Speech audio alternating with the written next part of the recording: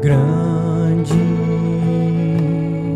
é o Senhor e muito digno de louvor.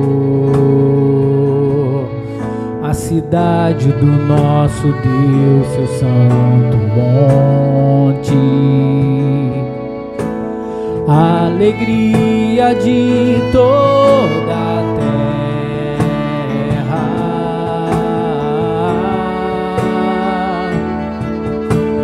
Grande é o Senhor, quem nós temos a vitória, que nos ajuda contra o inimigo.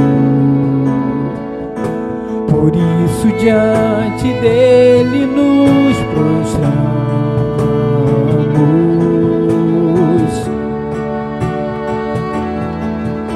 Queremos o teu nome engrandecer e agradecer-te por tua obra em nossas vidas. Confiamos em teu infinito amor,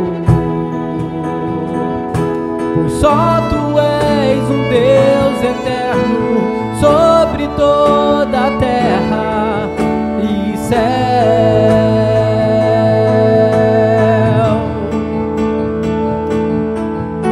Queremos o teu nome engrandecer e agradecer-te por tua obra em nossas vidas. Confiamos em teu infinito amor, pois só tu és um Deus eterno sobre toda a terra e céu.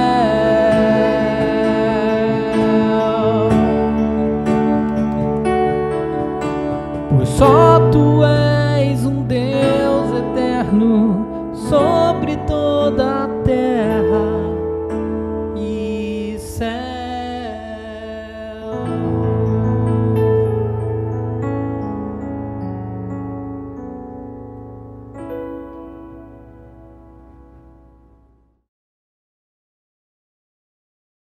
Olá pessoal, aqui é Dudu Ferreira e eu quero compartilhar uma palavra da parte de Deus para o teu coração. Uma passagem interessante que fica em Mateus 19, no versículo 16, quando um homem chega para Jesus e fala assim: eis que alguém se aproximou de Jesus e lhe perguntou: mestre, que farei de bom para ter a vida eterna? Essa pergunta, ela não se cala, ela é feita até hoje, porque muitos pensam que o evangelho é fazer algo. Eu preciso fazer algo, o que eu preciso fazer? Isso é religião. E Cristo não é uma religião. E o Evangelho de Cristo Jesus é entender o que Ele fez e não o que eu preciso fazer. Esse entendimento ele é crucial. E Jesus, sabedor do que estava no coração daquele homem, ele fala: você tem obedecido os mandamentos? Jesus fala isso de propósito porque ninguém obedeceu os mandamentos. Ninguém conseguiu cumprir a lei a não ser ele próprio. E ele pergunta: você tem obedecido? Não matarás, não adulterarás, não roubarás. Ele: sim, desde a minha mocidade. Isso eu tenho feito. Deixa eu obedecer tudo. O que falta mais? Aí Jesus chega a um ponto que era que bateu lá no íntimo dele. Jesus sabia realmente o que... Jesus já tinha feito a leitura daquele homem e falou: então faz o seguinte, vende tudo que você tem, dá para os pobres e depois me siga. E a Bíblia diz que ele ficou triste, se entristeceu e saiu, porque ele tinha muitos bens. A partir daí, Jesus começa a falar algo, trazer um ensinamento para os seus discípulos. Ele fala: é muito difícil um rico entrar no reino dos céus. Ele começa um assunto que, na verdade, ele queria chegar em algum lugar e os seus discípulos caíram nessa armadilha. Ele falou: é impossível. É mais fácil um camelo passar naquele buraquinho da agulha do que um rico entrar no reino dos céus. Mas para Deus, só que ele conclui falando: para Deus nada é impossível. Naquele momento os discípulos começam a indagar. Aqui diz que ao ouvirem isso, os discípulos ficaram perplexos e perguntaram: nesse caso, então, quem pode ser salvo? Jesus olhou para eles e respondeu: para um homem é impossível, mas para Deus todas as coisas são possíveis. E Pedro, né, que era sempre aquele mais atirado, ele não se aguentou e perguntou: nós deixamos tudo para te seguir, o que será de nós então? Porque como é que a gente vai ter sustento? Como é que a gente vai ter provisão? Né? O que será de nós? Pedro ele revela um coração de um tipo de pessoa que somos nós, na verdade. São pessoas que querem barganhar o reino. E Jesus fala, mas existe uma outra passagem em Marcos que fala sobre esse mesmo assunto, mas eu quero falar em Marcos 10, 29. Jesus respondeu tem um detalhezinho a mais que fala: respondeu Jesus, em verdade vos digo que ninguém que tenha deixado casa, irmãos, irmãs, mãe, pai, filhos ou campos, por amor de mim e do Evangelho. Esse detalhe que não tem em Mateus. Que não receba 100 vezes mais, já nesse tempo, em casas, irmãs, mães, filhos, campos, com perseguições, também esse detalhe não tem lá em Mateus, e no mundo vindouro, a vida eterna. Mas muitos que são primeiros são últimos, e muitos que são últimos serão primeiros. Dois entendimentos que a igreja muitas vezes é ensinada errado, sobre esses 100 vezes mais e sobre últimos serão primeiros e os primeiros serão últimos. Esse entendimento ele é importante para entender o reino de Deus. Porque quando ele fala dessa forma, os últimos serão primeiros, parece que são assuntos diferentes, 100 vezes mais. Ele fala aqui sobre ganhar nesse tempo ainda casas, irmãos, irmãs, mães. Ele fala aqui de uma família espiritual, dentre muitas outras coisas. Só que aqui ele fala: se você está sofrendo por amor de mim e do Evangelho, você sofrerá perseguições, mas você ganhará também, junto com essas perseguições, 100 vezes mais. Ele fala aqui, relata algumas coisas. Então ele fala aqui sobre ter uma provisão, seja provisão familiar, seja provisão, como ele fala, de casas. Ele fala de provisão, mas ele queria chegar em um lugar que é explicar o que seria isso. Como que ele explica? No capítulo seguinte, voltando lá em Mateus, voltando em Mateus capítulo 19, ele ultrapassa, ou seja, porque na verdade a Bíblia não era dividida em capítulos, né? Os evangelhos e até as epístolas, elas eram contínuas. E ele continua no capítulo 20 a explicação com uma outra parábola. Ele fala sobre a parábola do proprietário que saiu de manhã, o dono de uma vinha, né? Que saiu cedo e contratou alguns trabalhadores. Também não é muito bem entendida essa parábola. Por quê? Ele começa assim: ele saiu de manhã cedo, de manhã bem cedinho. Eu me lembro uma vez, alguns anos atrás, quando eu tive que fazer uma reforma de uma igreja que eu recém assumi, era uma igreja lá no Maracanã, no Rio de Janeiro, e eu contratei um pedreiro, uma equipe que era, na verdade, amigo muitos anos do meu pai.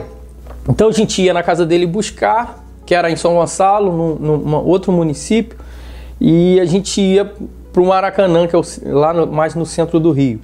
E naquele momento, a gente ia lá buscar ele cedinho, bem cedo, 5 horas da manhã, eles marcavam, e algo interessante é que eles já estavam comendo, porque a esposa preparava lá a marmita, né, o almoço deles, só que eles já comiam antes, almoçavam 5 horas da manhã, preparavam a marmita bem cedinho e depois iam e trabalhavam até as 5 horas. Aqui no caso, bem cedo não fala qual é o horário, mas terminava às 6 horas, uma diária, né?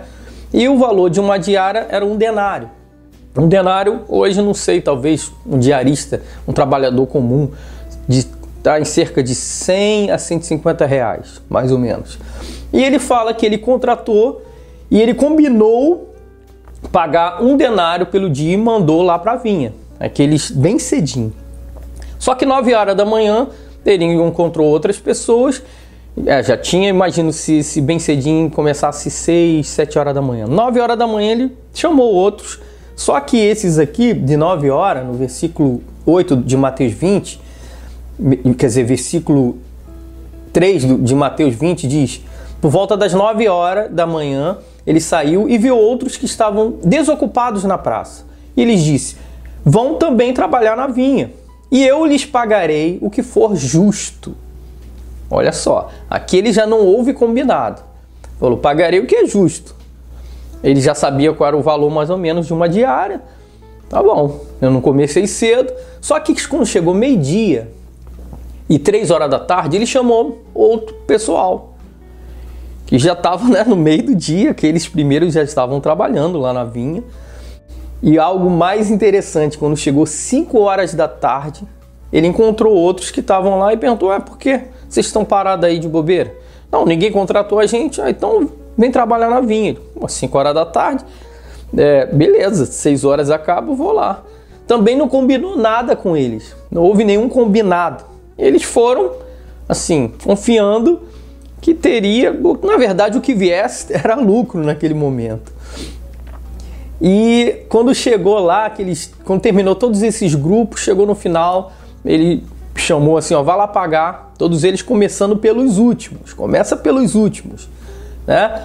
Então começou pelos derradeiros, ou seja, os últimos, o salário de um dia pegou e que representa, vamos entender aqui, aqueles primeiros, vamos colocar que representa a dispensação da lei ou a religiosidade, as pessoas religiosas, né?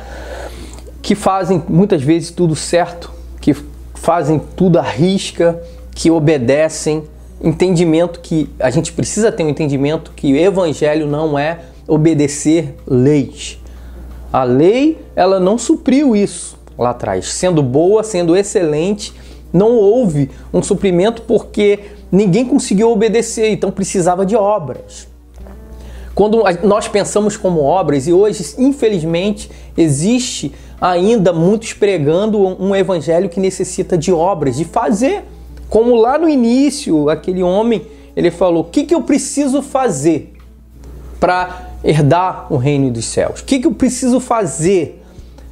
O evangelho não é fazer, o evangelho é crer naquilo que Cristo fez. Então, ele começa a explicar isso aí. Quando ele chega no final, foi pagando os últimos e deu um denário pro de 5 horas, pro de 3, pro de meio-dia e um denário também pro de 9 horas. E aquele que lá cedinho, aqueles que trabalharam desde cedo ficaram olhando, então eu devo ganhar mais. Eu fiz mais, se eu fiz mais eu tenho que ganhar mais. Chegou na hora ele também ganhou um denário. E ele se revoltou com aquilo. Falou, não é possível, eu trabalhei mais que todo mundo e por trabalhar eu merecia ganhar mais. Ele falou, o que eu combinei com você? Combinado não é caro nem barato. Eu te dei o combinado. E quando Jesus termina, né, ele conclui novamente falando aquela frase que está aqui no versículo 11, quando fala, quando receberam, começaram a se queixar do proprietário da vinha, dizendo-lhe, estes homens contratados por último trabalharam apenas 1 hora, e o Senhor igualou a nós, que suportamos o peso do trabalho e o calor do dia. Olha só, que fala de obras mesmo, de peso, de fazer. Mas ele respondeu a um deles, amigo, não estou sendo injusto com você, você não concordou em trabalhar por um denário? Receba o seu e vá. Eu quero dar ao que for contratado por último o mesmo que lhe dei. O dinheiro é meu, eu faço o que eu quiser. Então não tenho direito de fazer com que eu quero o meu dinheiro. Ou você está com inveja porque eu sou generoso. Assim, aí ele termina com a frase, os últimos serão primeiros e os primeiros serão os últimos. Jesus aqui está nos mostrando que aquele queria controlar o dinheiro do patrão. Você imagina isso? Não, você tem que me dar mais. Igual o irmão mais velho. Queria controlar também o dinheiro do pai.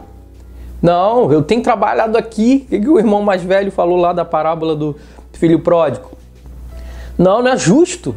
Eu trabalhei aqui arduamente como um servo, como um escravo. É diferente quando nós pensamos e entendemos que somos filhos de Deus. Por ser filho, o trabalho é diferente. Você vê quando um filho do patrão está trabalhando e te trata bem. E às vezes o empregado não te trata tão bem. Na maioria das vezes. Por que isso? Porque o filho ele sabe que aquilo tudo é dele. Que aquele empreendimento, ele precisa tratar bem os seus funcionários.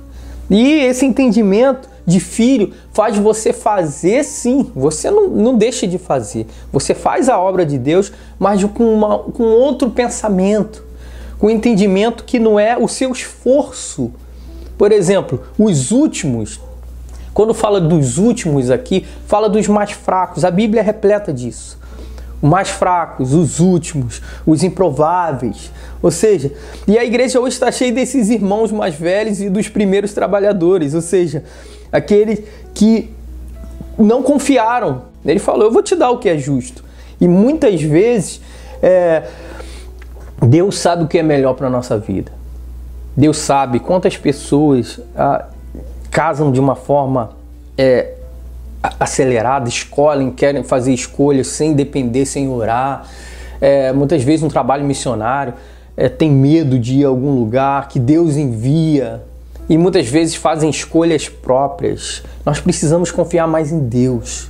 Nós precisamos entregar nossa vida a Deus, confiar nele. Como aqueles trabalhadores, confiou que aquele dono da vinha ele era justo. Confia que Deus ele é justo.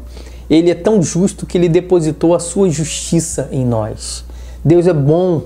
Confia que Deus é bom. Pedro também ele queria barganhar com Jesus. Ele tinha esse pensamento da lei, de medo. Mas Deus é a nossa porção. Deus é a nossa herança. Quantas vezes hoje em dia é pregado um evangelho que você precisa fazer para ter? Faça isso, faça uma campanha de 7 dias, dá tanto em dinheiro. Quando você entende que você é filho do dono, você é generoso naturalmente. Quando você entende o que o Pai fez por você, você se entrega, você sabe que Ele é generoso, que Ele vai agir. O filho pródigo ele não sabia disso, ele descobriu lá. Quando ele foi falar, quando ele foi confessar os seus pecados, e no meio da confissão, o pai, não quero ouvir isso não. Eu quero te abençoar, eu quero que você coloque uma sandália, vou te dar do meu anel. Então, nós precisamos confiar. Esse entendimento é importante, que não é o fazer, não são as obras. Obras é fruto de esforço. Agora, frutificação ele é causado por vida. Quando você entende que a vida de Deus foi derramada sobre você, lá na cruz, Deus nos deu a vida dele, o pão, a ceia, o pão e o vinho, que representa o corpo de Cristo, o sangue vertido lá na cruz por nós, representa que Deus tem para nós a vida dele. Nós fomos reconciliados com Deus através de Cristo. Se você ainda não conhece o Evangelho, se entregue a Ele nesse momento. Se entregue, deixe todo o seu esforço na mão dele. Não queira fazer algo, não queira conquistar o reino dos céus fazendo algo pela lei, por mandamentos. Porque o Evangelho não são cumprir ordens e mandamentos. O Evangelho é crer em Cristo, naquilo que Ele já fez por nós. Amém? Porque Deus glorifica os últimos, os menores, os perdidos, os dependentes dele, do seu favor. Na vida natural, o último, a gente aprendeu desde a escola, ser o último, chegar por último é ruim. Mas a Bíblia diz que os últimos serão os primeiros. Ou seja, aqueles que dependem de Deus. O último representa o menor, como aquela semente da mostarda que é a menor, mas ela cresce. E a fé, como uma semente de mostarda, é quando você depende de Deus. A fé não é fazer, a fé não é você... a fé, ela existe atitudes compatíveis, que são obras que mostram aquilo que eu creio, mostram com a minha atitude o que eu estou crendo. Mas a fé é descansar em Deus. É descansar na sua palavra, é crer, é declarar a sua palavra, é confiar no Deus, do Senhor da vinha, que tem o melhor. Ele é o Deus que nos amou e deu o seu Filho por nós. E Ele é o Deus que fala que amou o mundo de tal maneira. Olha só a colocação, de tal maneira. Imagine um Deus que matou alguém por nós. Isso é muito forte. Na verdade, é algo que, se for tentar entender, ele matou a si próprio na pessoa do seu Filho Jesus por amor a nós. Amou o mundo de tal maneira. Quando você recebe esse amor, você confia nele. Você depende dele. Você entende que você é o último, mas Deus te coloca como o primeiro. Amém? Continua crendo em Deus. Continua recebendo o alimento diário da palavra. Receba essa palavra no teu coração e aceite aquilo que ele fez. Não é o que você vai fazer, é receber o que ele fez. Aí você vai fazer de bom grado. Aí você vai trabalhar, porque os últimos serão os primeiros e os primeiros serão últimos. Não seja como aqueles primeiros que foram últimos, mas seja como os últimos que se tornaram os primeiros. Amém? Deus te abençoe rica e abundantemente.